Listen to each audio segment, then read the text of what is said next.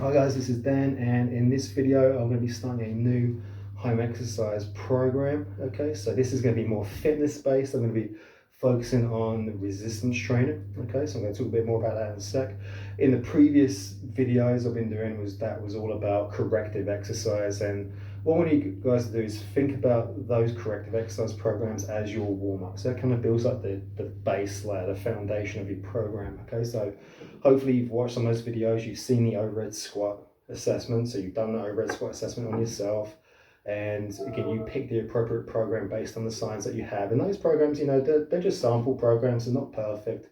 They're just there to kind of point you in the right direction, hopefully.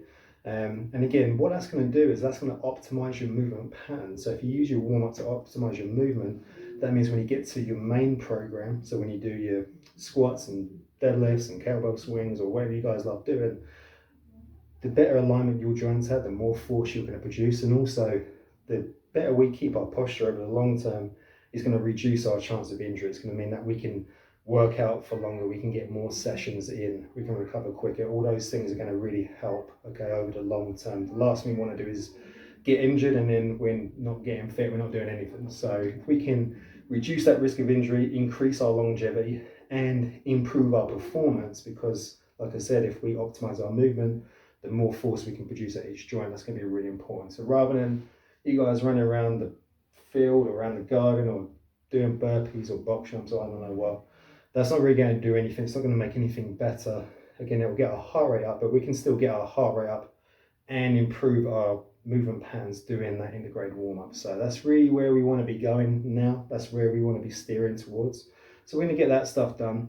And then what I'm going to do in this video and in future videos, I'm going to be talking about the various different resistance training protocols or phases that we use. So there's different types of resistance training. It all comes in different shapes and forms.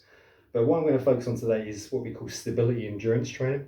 Okay, so with endurance training, we're basically getting the muscles to work under tension for longer.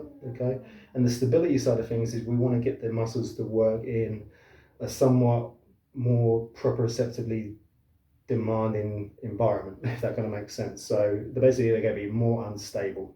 So it may be things like single arm or single leg, that kind of thing. So it's a bit more proprioceptively challenging.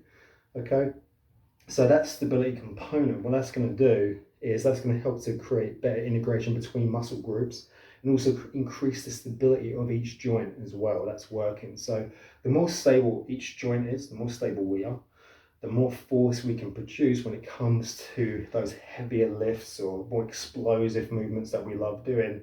So having that strong stability component is going to really maximize those other strength components that we're going to move on to in the future. So basically, the more stable that we are, the more we can lift, the more force we can produce. So this is definitely an important phase, and this is always going to be like our base phase or first phase that we do.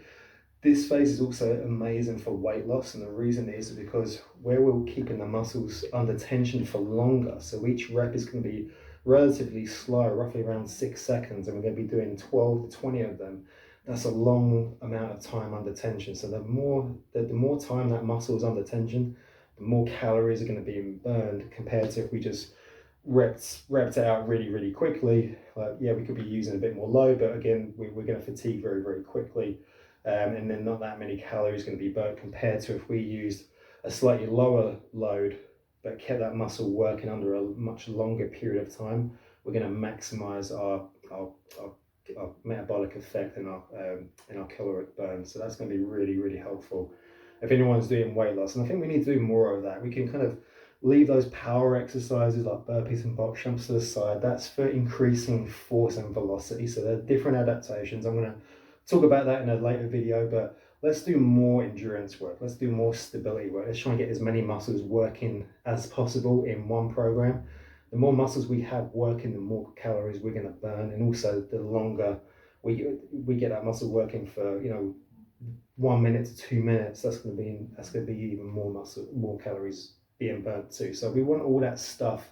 We want all that stuff kind of going on. So I'm going to go through a little sample program with you guys today that's going to get every muscle group working in just 4 or 5 exercises. And again, just using basic equipment, just body weight, and some bands, just some of these CrossFit or Monster bands, whatever you want to call them. You know, we can just get a couple of these. They're fairly cheap. I think they're a bit more available now, so you guys can get these and you can do an awful lot with them.